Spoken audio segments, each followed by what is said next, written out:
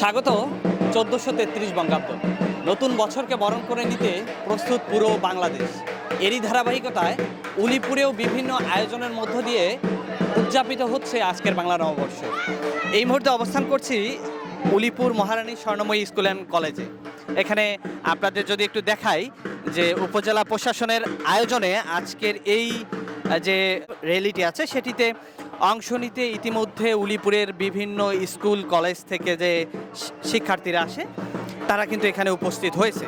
আমি যদি জানাই যে এই শিক্ষার্থীরা উপস্থিত হওয়ার সাথে সাথে তারা কিন্তু যে বিভিন্ন ধরনের প্রাচীন যে বিষয়গুলো সেটি কিন্তু ফুটিয়ে তোলার জন্য কিন্তু তারা আজকে এখানে এসেছে, তারা চেষ্টা করছে। আমি দেখছি যে এখানে একটি মাছ, ইলিশ মাছ আমাদের যে ঐতিহ্য আছে সেটি কিন্তু তারা ফুটিয়ে তুলেছেন। এছাড়াও আজকের আগত যে শিক্ষার্থী যারা আছে তারা কিন্তু তাদের নিজস্ব একটা সাজেই কিন্তু তারা এখানে এসেছে। বিশেষ করে যে বাংলার যে চিরাচরিত ঐতিহ্যবাহী যে জিনিসগুলো আছে, হাতি, ঘোড়া, দোয়েল পাখি, আমাদের জাতীয় ফুল ফল, ঘড়ি, এই সব বিষয় নিয়েও কিন্তু এখানে শিক্ষার্থীরা উপস্থিত হয়েছেন। আরও যদি জানাই যে এই যে শিক্ষার্থীরা উপস্থিত হয়েছেন তারা কিন্তু বিভিন্ন ধরনের যে পোশাক, রং বেরঙের পোশাক সেটিও কিন্তু তারা কিন্তু পরিধান করে এসেছেন।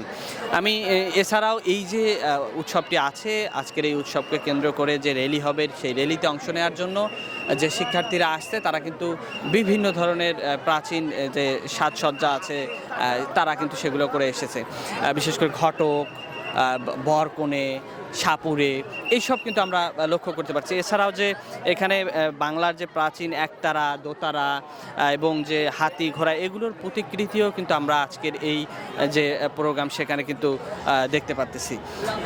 এই যে শোভাযাত্রাটি আর অল্প কিছুক্ষণের মধ্যেই হয়তো উপজেলা প্রশাসনের এই স্থানটি থেকে শুরু করে উলিপুরের যে বিজয় মঞ্চ আছে সেই বিজয় মঞ্চে গিয়ে সমাপ্তি হবে। এরপর এখানে যে বাঙালির যে লোকজ উৎসব, যে পহেলা বৈশাখ উপলক্ষে যে মেলাটি হয় সেই মেলার একটি আয়োজন করা হয়েছে উপজেলা প্রশাসনের পক্ষ থেকে, সেটিও সেখানে অনুষ্ঠিত হবে। এবং গ্রাম বাংলার যে ঐতিহ্যবাহী গান আছে, যাত্রাপালা আছে, লাঠি খেলা আছে, সেগুলোর আয়োজনও কিন্তু উপজেলা প্রশাসনের পক্ষ থেকে আজকে রাখা হয়েছে।